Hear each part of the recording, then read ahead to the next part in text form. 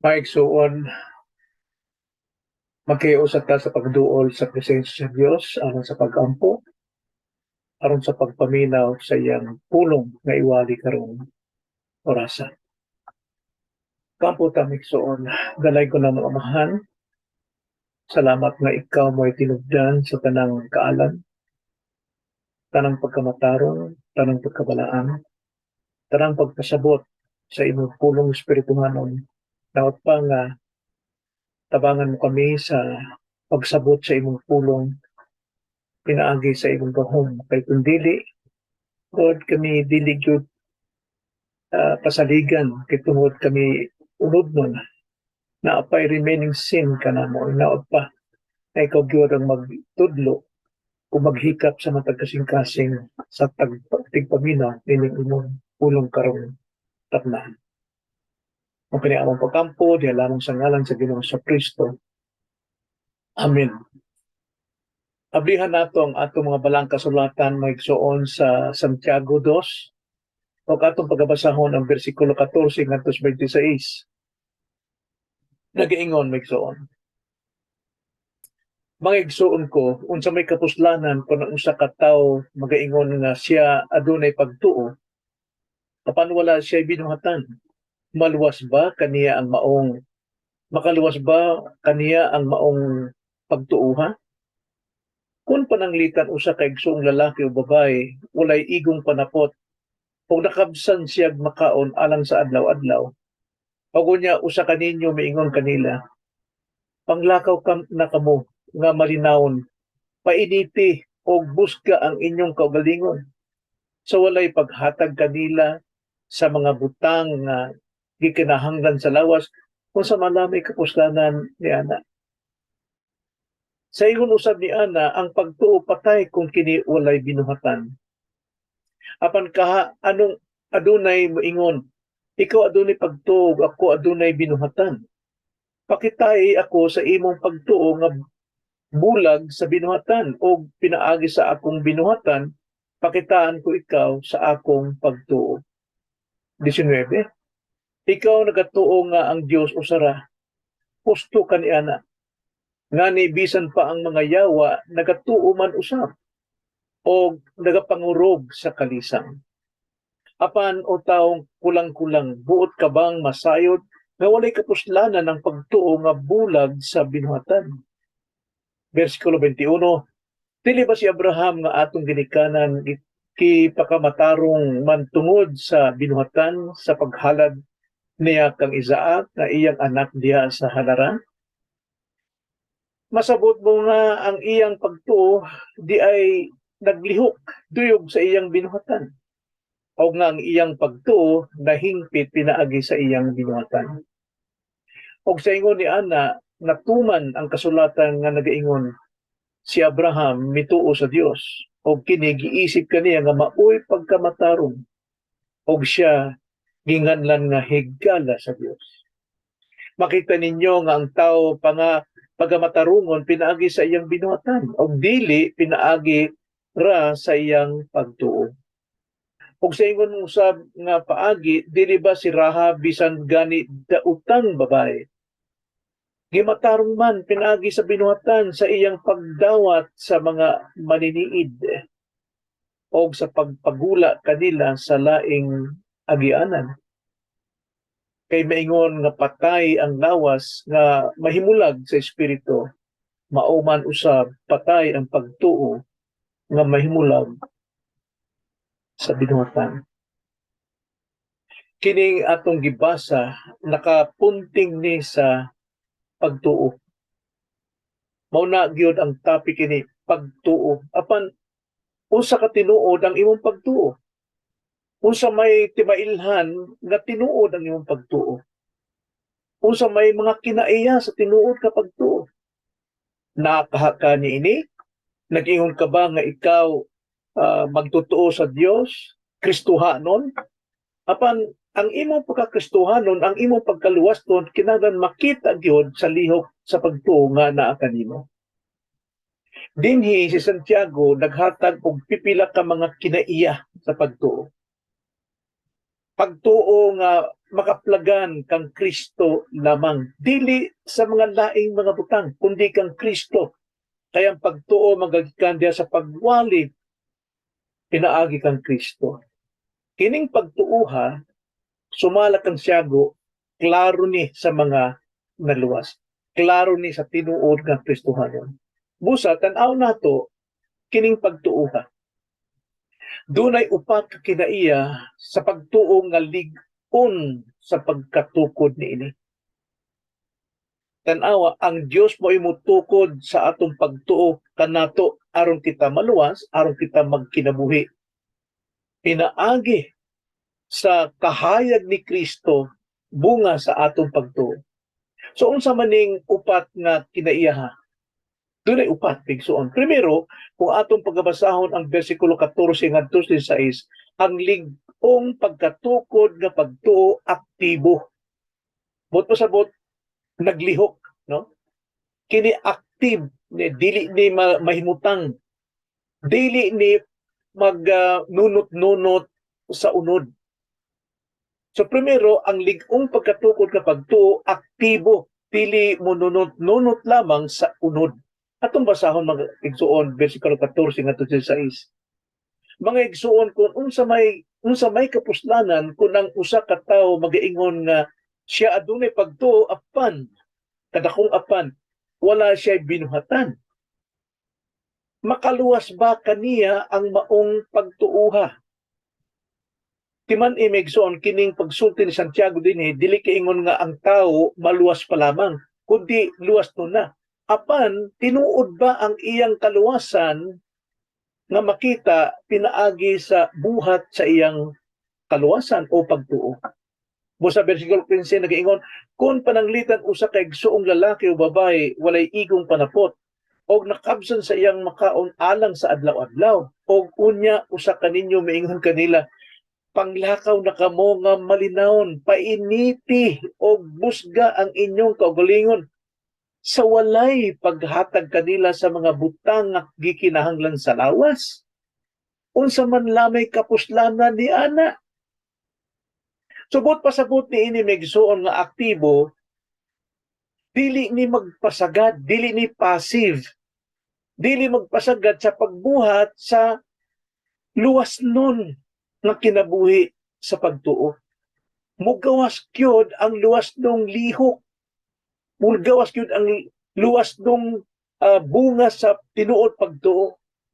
Apan ang unod nung pagtuo o dili tinuod nga pagtuo magpanunot lamang kini sa gusto sa kinaiya sa sala sa tao. Kay ang tao sa iyang kinaiya hakog o magpasagad kung unsay makitaan nga angay pagabuhaton nga maayo. So atong ipahayag ang atong pagtuo o kakulang niini pinaagi sa atong gibuhat. Pinaagi sa atong testimonyo sa kinabuhi nga moangkon tang Kristohanon nakita na luwas pinaagi sa pagtuo kang Kristo kinahanglan gyud dili magnunot-nunot sa sala, dili magpasagad sa lihok sa kaluwasan nga anaa kanato. Tanawa ang kalabaw, bisan unsa ka isog sa kabaw, bisan unsa ka dako sa kabag, bisan unsa ka kusgan ang kabaw, apan kung maggawngan ang iyang ilong, munununot-nunot ni bisan asa pagadadon sa taong nagdala kaniya. Mauusab kung kita maggawngan sa atong unod, bisan unsa natog kalig-on maingon tang lig-on ta hamtong tang Kristohanon apan makita sa atong kinabuhi magmanunot-nunot kita sa pangibog sa atong unod. Apan kung aktibo ang imong pagtuo, aktibo naglihok ang imong kaluwasan, gahom sa Dios maoy mo kontrolar niini. Sa Dios kayud kita mununot. So primerong kinaiya sa usa ka lig-ong pagkatukod nga pagtuo kini aktibo, dili ni mununot-nunot sa unod. Ikaduha, sumala sa bersikulo 17 ngadto sa 18, ang pagtuo nga lig-on sa pagkatukod, buhi dili patay. Ganiha, aktibo, dili mununot-nunot sa unod. Karon, buhi dili patay. 17 ngadto sa 18. Sa ingon usab ni ana, ang pagtuo patay kun kini walay binuhatan. Apan kaha adunay moingon, ikaw adunay pagtuo ug ako adunay binuhatan. Pakitai ako sa imong pagtuo nga bulag sa binuhatan o pinaagi sa akong binuhatan, pakitaan ko ikaw sa akong pagtuo. So buhi nga pagtuo, moresulta gyud ni sa kahayag danag nga kinaiya ni Jesucristo nga anaa sa usa ka Kristohanon. So buhing pagtuo moresulta sa 5 ka sukaranan. 5 ka sukaranan. Primerong sukaranan, ang buhi nga pagtuo nga dili patay mosiguro sa kaluwasan. Mosiguro gyud sa kaluwasan kay tungod kining pagtuo mao ni mo kupot, mao ni mo hawid sa tinuod object of faith nga buhay laing kundi si Kristo. Bisag magkaunsa ning kalibutan, dili siya mahimong kalibutanon. Bisag mag-unsa ning lihok ning kaanyag ining kalibutan, dili gid siya matintal. Bisag pag unsang mga buhata, bisag pag unsang mga duwa, mga basketball, mga sugal, mga inom, dili gyud siya kay mukupot gid siya kang Kristo kay nakaibalo ang iyang kaugalingon nga siya naagyod sa kaluwasan. Busa buhi gyud ang iyang kaluwasan. Nagaingon ng 2 Timothy 1:12. Ug mao kana ang hinungdan ngano nagaantos ako karon sa ingon. Kini pinulungan ni Pablo. Nakita nato nga naa siya dakong kasakit tungod sa iyang pagwali, tungod sa iyang pagpangalagad, kay mo nay lihok, buhi ang iyang pagtuo sa iyang gipangalagaran si Jesucristo. Busa miingon siya, mao kana ang hinungdan nga nagaantos ako karon sa ingon. Apan wala ko kini kaulaw. Nganuman, kay ako nakaila kaniya nga akong ginatuuhan og ako siguro gayud nga hangtod ni adtong adlaw siya arang makabantay sa butang naggikapiyal ko kanako. Kupot gyud ang iyang pagtuo, buhi gyud dili patay. Ang patay di man makakupot, ang patay wa may paglaom. Apan si Pablo bisan pagdaghang kasakit dining kalibutan, kupot gyud siya kang Hesukristo. O di lang kaingon mo kupot, kusog pugid siya mo paambit sa ubang mga tao bahin kang Kristo. 1 John 5:13 nag-ingon, kining mga butanga gisulat ko kaninyo nga nagpanuo sa ngalan sa anak sa Dios aron kamo masayod nga kamo nakapanag-iya na sa kinabuhing dayon. Kini si Pablo di maghilom ang iyang ang iyang pagtuo, buhi gyud.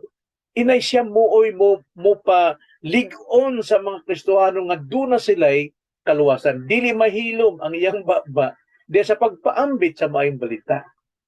Ikaduha, dili lang kaingong kasiguruhan sa kaluwasan, kundi pagsalig sa balaang kasulatan. Naagyod ang iyang pagsalig sa Biblia. Walay pagkapaong ang iyang kayo sa pulong sa iyang kasing-kasing. Nagiingon si Apostol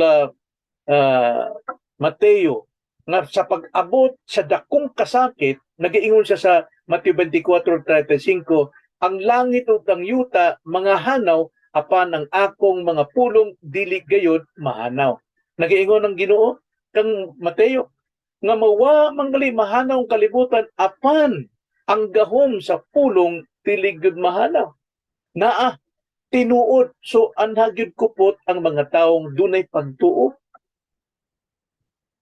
Kung sa may buhaton, magpadayon sa pagtuon. Inay magsuroy-suroy, maglipay-lipay ngadtos mga pista, tanaw-tanaw o mga dua-dua basketball, ang iyang kalipay naagid sa pulong sa Dios. magpadayon gud siya da aron makasabot siya unsay kamatuoran. Unsa migisulti sa John 8:31, unya si Jesus miingon sa mga Hudyo nga misalig kaniya, kung pabilin kamo sa akong pulong nan kamo tinuod gayod nga akong mga tinun-an. Tanawa, ang usa ka Kristohanon nga nagpabilin din sa pulong sa Dios na siging nagtuon, siya gayod ang tinuod nga tinun-an ni Jesucristo. Masabtan niyang kamaturan ug ang kamaturan may makahatag kanyang kagawasan. Busa daghang Kristohanon ang iyang kasing-kasing wala sa pulong sa Dios, tuwa sila sa kalibutan, tuwas kahilayan sa kalibutan, kalipay sa kalibutan. Bisan pang ilang pamilya, kalimtan na, di na sila makabarog sa kamaturan. Ang mga anak, mo kontra na sa pulong sa Dios, mo kontra na sa kamaturan, kay wala man ang tatay magtudlo o magbarog diya sa pulong. So ang tinuod nga buhi nga pagtuo, dunay kasiguruhan sa kaluwasan, dunay pagsalig sa Biblia. Ikatulo, ang buhing pagtuo mainiton sa mga pag-ampo, maigsuon. Imbis nga magchismis, imbis nga magsuroy-suroy, mainito ni noon sa pag-ampo. Sige yung ampo. Sumala sa Mateo 21:22, og ang tanang butang nga inyong pangayuon pinaagi sa pag-ampo, madawat ninyo kung aduna kamoy pagtuo. So ang atong kinabuhing pag-ampo, magkayuni sa atong kasing-kasing kay tungod sa atong pagtuo kay buhi. Nga naa gyud ang pagsalig. Bisa pag magkaunsa ning kalibutan, bisag waan ni makaon, apan naa gyud ang pagsalig sa pag-ampo sa Dios. Kay ang Dios mo'y katubagan sa atong mga kinahanglanon. O ikaupat maigsuon, ang buhi nga pagtuo mudaog sa kalibutan, sigig pangbuntog sa kinaiya sa kalibutan, kahilayan sa kalibutan, di siya magpaulipon, di siya mo compromise. Nag-iingon ng 1 John 5:4. 1 John chapter 5 verse 4 hanggang 5. Nag-iingon, kay bisan unsa nga igaanak gikan sa Dios, mudaog sa kalibutan. Og ang pagdaog nga makadaog sa kalibutan, mao kini ang atong pagtuo. Kung taphaw ang atong pagtuo, igula sa baba panwa makita sa kinabuhi, dili gyud mo daog sa kahilayan ning kalibutan. Naagyud ka diha sige tan-aw ng kalibutan. Kay tinuod nga pagtuo, mudaog gayud, mubuntog sa lihok sa kalibutan.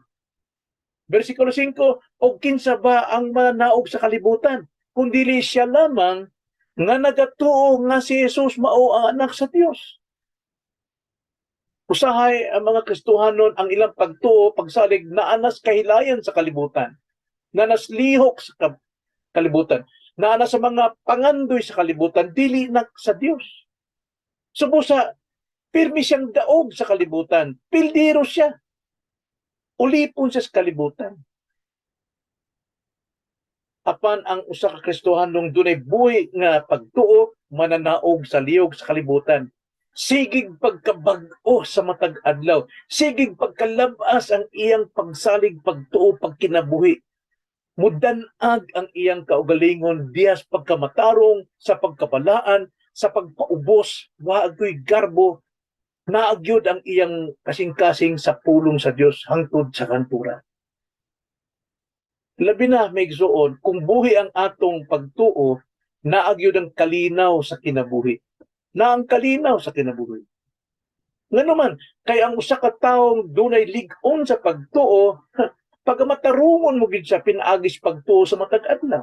Roma 1:17 nagingon, kay diya sa maayong balita ginapadayag ang pagkamatarong sa Dios nga pinaagi sa pagtuo, ngadto sa pagtuo sumala sa nasulat nga nagaingon, mabuhi ang matarong pinaagi sa pagtuo. Doon nagkikay kalinaw. Wa kay kontra ning kalibutan. Way lami ang kalibutan. Bisan pag unsa ka anyag ng ilang itintal dia kanimo, di gyud ka mukubit. Nga naman, kay ikaw gimatarong pinagi sa pagtuo. Nagkinabuhi ka sa pagtuo. Kay usa ka kabag-o nga binuhat sa Dios. Mao ni tanom sa atong kasing-kasing Galacia 2:20 kung kinsa ka nga Kristohanon. Miingon sa Galacia 2:20, gilansang ako sa krus, ikaw na. Si Pablo manggali nagsulti niya na apan maupo na ang experience nato nga kita Kristohanon. Gilansang ka sa krus, uban kang Kristo, dili na ikaw ang nabuhi, kundi si Kristo ang nabuhi sulod nimo. O ang kinabuhi karon imong giginabuhi sa lawas, ikinabuhi pinaagi sa pagtuo sa anak sa Dios. Nga nahigugma kanako og mitugyan sa iyang kaugalingon alang kanimo.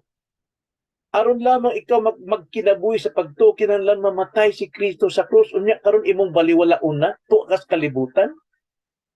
Maigsuon, patay ang imong pagtuo kung naas ka sa kalibutan. Patay ang imong pagtuo. So, maunay kinaiya sa pagtuo nga lig-ong pagkabarog. Primero, aktibo. Dili mo nunot sa unod. Ikaduha, buhi, dili patay. Ikatulo, ang pagtuo nga lig-on sa pagkatukod, mulihok, dili igo sa pagbati. Dili sa pagbati, mulihok yun. 2:19 sa atong teksto, Santiago 2:19. Ikaw nagatuo nga ang Dios usara. Husto kaniana. Tanang tao mo tuo niana. Husto jud ka. Ngani bisan pang mga yawa nagatuo man usab o nagapangurog sa kalisan. Bisan pag moingon ka nagkurog ka sa kalisan tungod sa imong pagtuo sa Dios. Apan wala maglihok sama lang sa yawa nga digyog kalihok sa kabubuton sa Dios, kundi nagalihok sila sa iyang kabubutong unod nun. Mao na ang yawa digyod maluwas. Subusa ikaw igsuon kung ang sig panunot ka diya sa kalibutan, ang lihok sa kalibutan mo imong gituman paginulsol balik sa Dios. Pangayo og pasaylo, pangayo og kaluoy. Lord, luwasay ang taon ako. Ako angkon ko pila ko katuig nga nag-angkon o magwawali na gali ko. Apan lihok sa kalibutan ug sa unod, buoy naghari ka nako. Kinahanglan makita gyud ang pagtuo nga mulihok dili igo sa pagbati. Dili pagbati lang. Daghay mayon nga asali ko sa Ginoo, mao ang pagbati. Apan why lihok? Why lihok? Daghay kituuhan nga lang kanalain rason. Kusog kayo mong rasoning mga taong ulipon sa unod.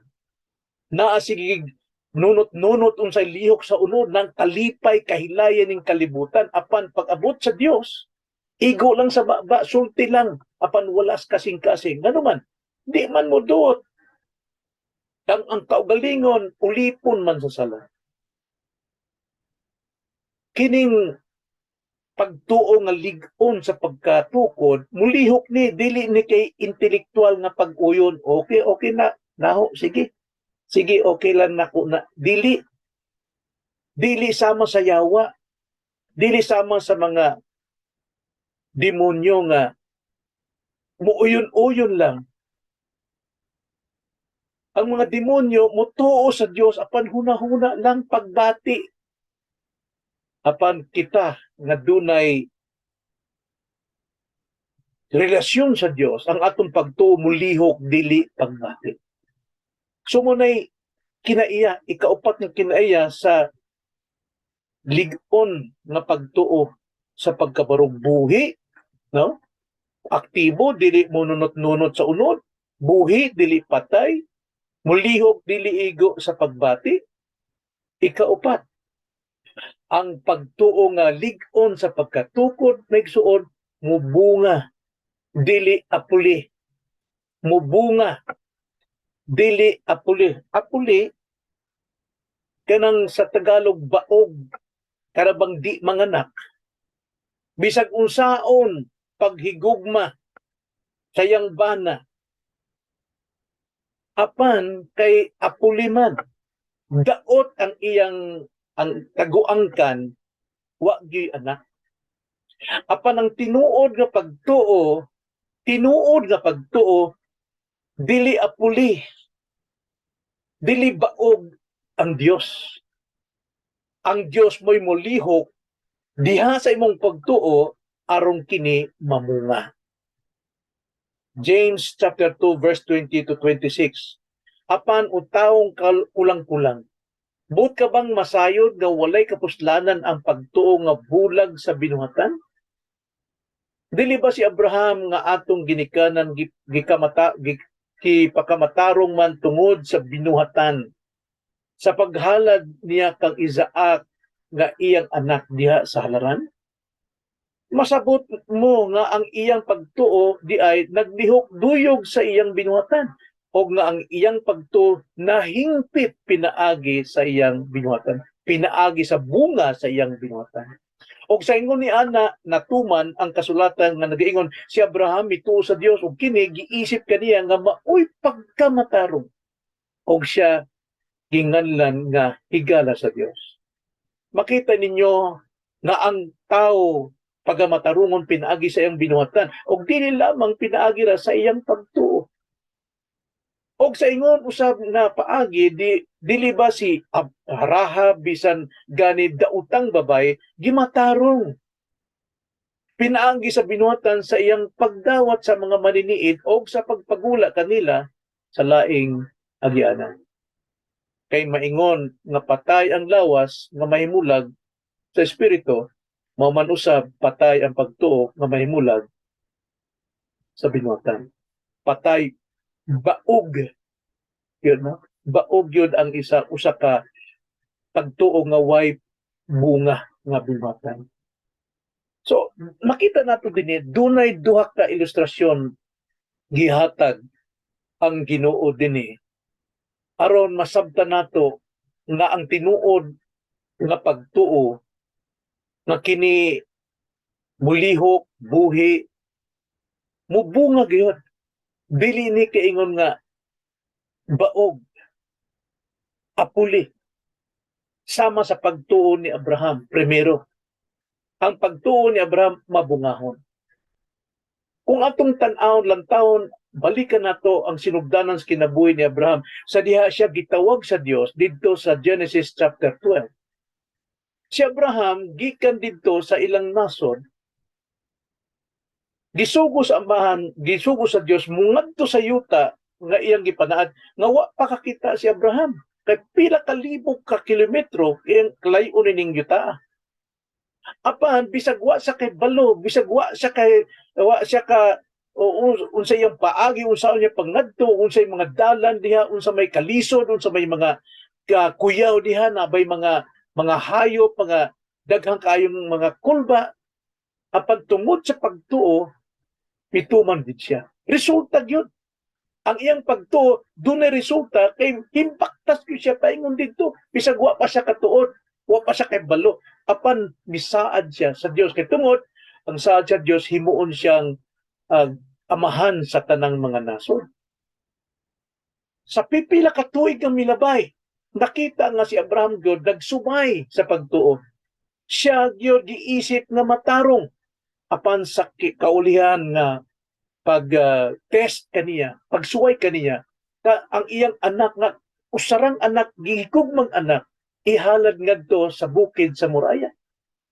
Nakibalo si Abraham na usay paghalad na igsuon. Sama sa iyang paghalad sa matag adlaw sa karnero.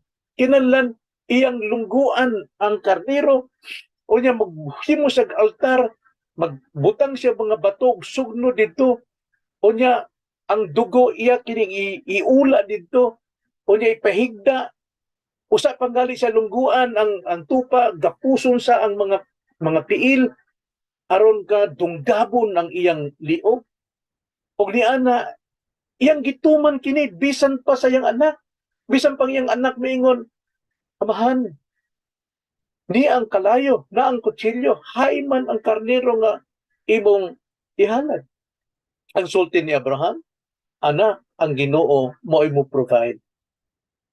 Abi ng imong kamot be, akong gapuson sa diyang gigapos ni Abraham ang mga kamot ni Isaac, kay balod dayon sa Isaac na siya mo ihalad sa iyang amahan. Apan wag siya mo reklamo nga naman.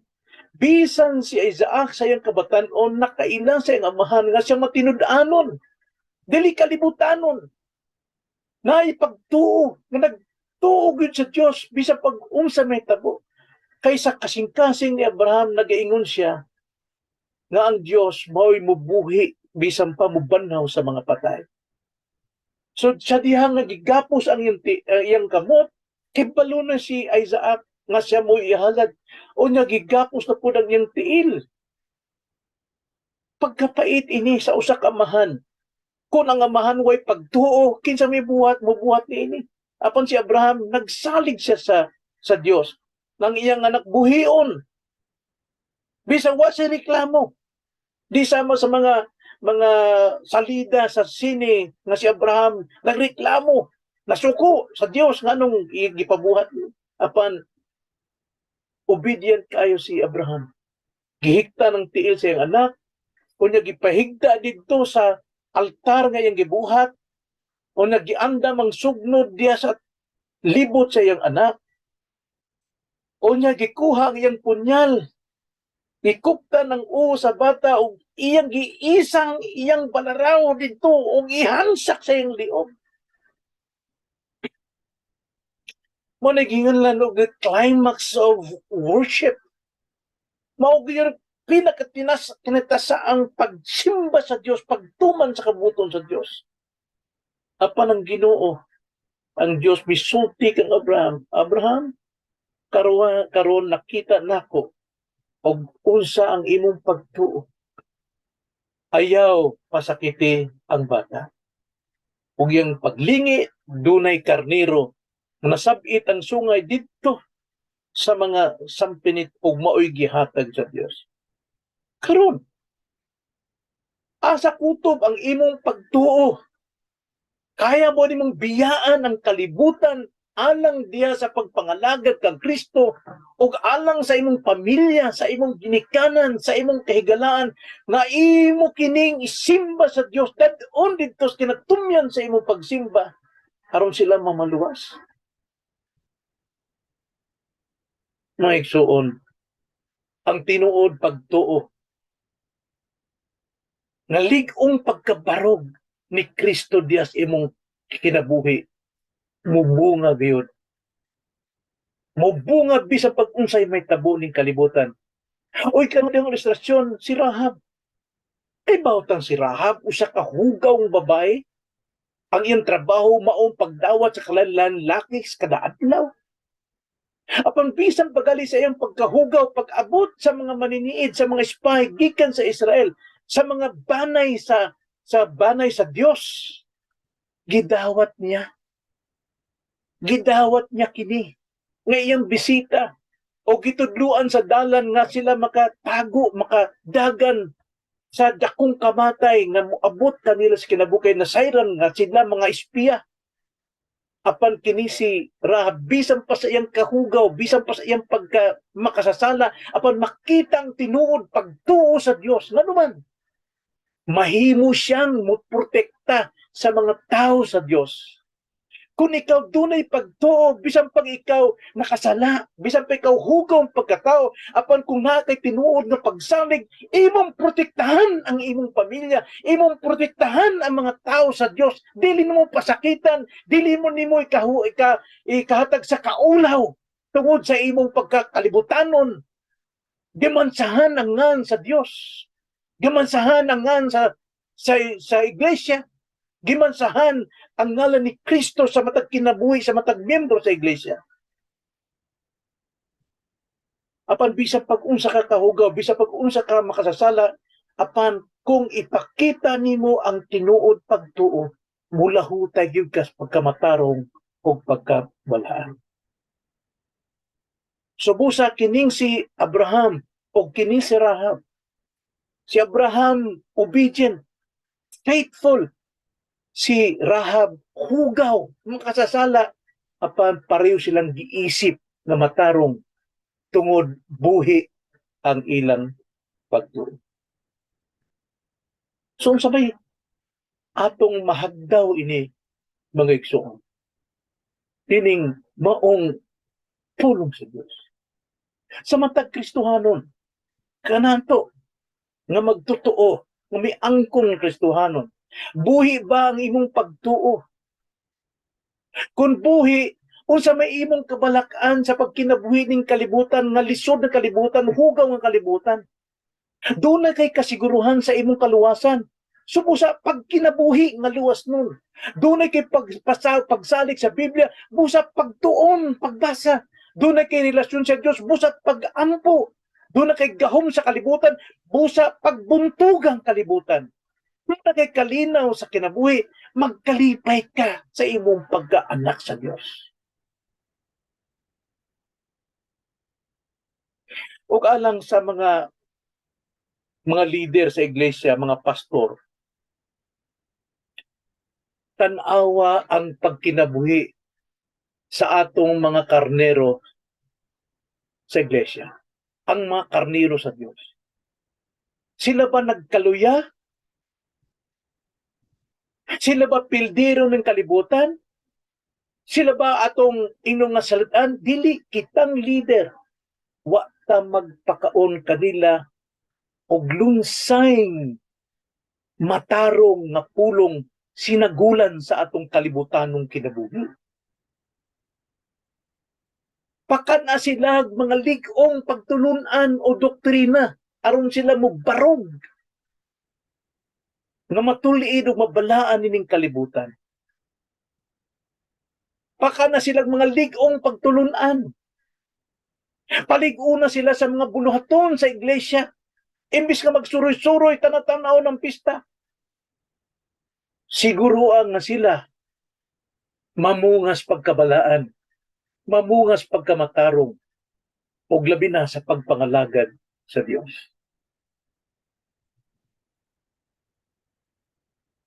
Kini ang pulong sa Diyos.